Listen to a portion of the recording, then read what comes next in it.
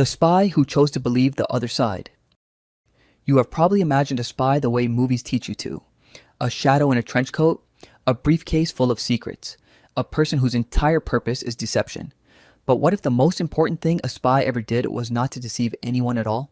What if the most consequential act of espionage in modern history was simply choosing, at great personal risk, to believe that the enemy was telling the truth? For most of the 20th century, the greatest danger to human survival was not a bomb. It was a misunderstanding. Two nations, each certain the other was preparing to strike first, each building weapons to prevent an attack that the other side had no intention of launching. This is a story about the machinery of mistrust and about the handful of people on both sides of a closed border who risked everything to slow it down. This is a story of an intelligence officer who was trained to suspect everyone and who discovered that the harder skill was not detecting a lie, but recognizing the truth. In the final decades of the Cold War, the world's two largest nuclear arsenals sat pointed at each other, guided by a doctrine built entirely on assumption. Each side needed to believe the other was rational enough not to strike first, and irrational enough that any weakness would invite attack. It was a system that required distrust to function, and yet distrust was exactly what made it unstable. A single misread signal, a single false alarm, could set in motion a response that no one could recall. Elena Marchetti was not her real name, but it was the name history would eventually know her by. Once her file was declassified, decades later, she worked inside an intelligence directorate whose job was to track the movements, capabilities, and intentions of a rival state's military command. She was good at her work because she was patient. She did not chase headlines. She read patterns. She noticed when a report felt performed rather than observed, when an analysis was shaped to please a superior rather than to reflect what was actually happening on the ground. In the early 1980s, tension between the two blocs had reached a point that later historians would describe as more dangerous than the Cuban Missile Crisis, precisely because almost no one at the time realized how close the danger was. A NATO command exercise designed to rehearse procedures for a nuclear release was misread by Soviet intelligence as potential cover for a real first strike. Soviet air defenses were placed on heightened alert. Reports flowed upward, describing Western military posture in the most alarming terms available, because alarming reports were rewarded and cautious ones were not. Elena's directorate received raw signals intelligence suggesting unusual troop movements and communications patterns in the West. Her superiors wanted a report confirming what command already suspected, that the exercise was a screen for aggression. It would have been easy to write that report. It was what everyone above her expected, and confirming it would have advanced her career. Instead, she spent 3 sleepless nights cross-referencing satellite imagery, logistics data, and weather patterns, and found something inconvenient. The troop movements matched routine seasonal rotations. The communication spike matched a training exercise announced months earlier through open channels that nobody had bothered to check. She wrote the report that nobody wanted. She stated plainly that the available evidence did not support the conclusion that a first strike was imminent. She recommended that no escalatory countermeasure be taken. She knew what this could cost her. In a system where loyalty was often measured by how convincingly you confirmed the fears of your superiors, contradicting the prevailing narrative was itself treated as a form of suspicion. Her report reached a colonel who, unusually, chose to read it fully rather than dismiss it. He was a man named Nikolai Rostov, a career officer who had lived through enough false alarms to develop a private skepticism about the intelligence apparatus he served. Rostov delayed the escalatory recommendation by 6 hours, long enough for daylight reconnaissance to confirm what Elena had already concluded from the data. The exercise was exactly what NATO had announced it would be, nothing more. History remembers a handful of moments like this one, moments when a single person's decision to verify rather than assume prevented an automatic sequence of escalation from playing out to its conclusion. What makes Elena's story different is what she did afterward. Rather than treating the incident as a private professional success, she began to study, quietly and at real personal risk, how these near catastrophes kept happening. She started building a case inside a system that punished such questions that the entire architecture of mutual threat was generating exactly the kind of danger it claimed to prevent. She was not a peace activist. She did not believe her country's rival was benevolent. She believed, based on years of evidence, that the greater danger was not the other side's weapons, but the compounding errors produced when two close systems interpreted each other only through the worst possible reading of every signal.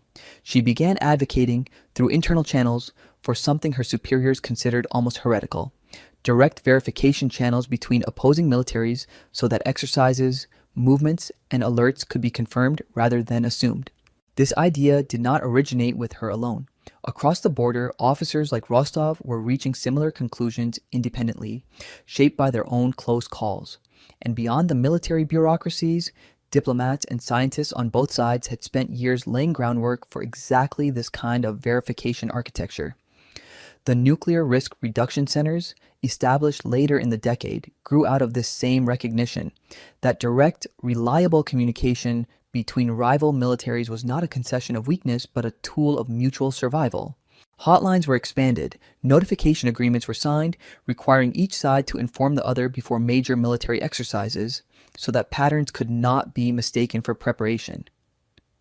None of this happened quickly, and none of it happened because either side stopped seeing the other as a rival. It happened because a small number of people inside both systems decided that verified information was more valuable than comforting assumption, even when assumption was safer for their careers and their standing. Elena was quietly reassigned twice in the years that followed, each time to a less sensitive post, her caution interpreted by some superiors as insufficient loyalty. She never received public recognition. She was not permitted to speak of the incident until archives were opened long after the system she served had ceased to exist. When her file was finally declassified, historians found something her superiors had not included in her performance record. Attached to her original 1983 report was a handwritten note. It read, simply, "Verify before you escalate." It is not the language of a hero. It is the language of a professional doing careful work under pressure most people never see. But it is also, in miniature, the entire argument for why verification regimes, arms control treaties, and direct communication channels matter. Not because they eliminate rivalry, but because they replace assumption with evidence at exactly the moment when assumption is most dangerous. The habit of mind that Elena practiced, patience over performance, evidence over assumption, has a name in the field of international security. It is sometimes called the discipline of the second look. Every automated warning system, every satellite, every piece of signals intelligence is only as trustworthy as the human willingness to check it against reality before acting. Machines can detect an anomaly. Only a person, under pressure, choosing to wait long enough to know what the anomaly actually means, can prevent that anomaly from becoming a catastrophe. In the decades since, the architecture Elena helped inspire has expanded far beyond its original Cold War context. Modern arms control agreements build in exactly this kind of built-in doubt. Formal mechanisms that require both sides to slow down, verify, and communicate before acting on worst-case assumptions.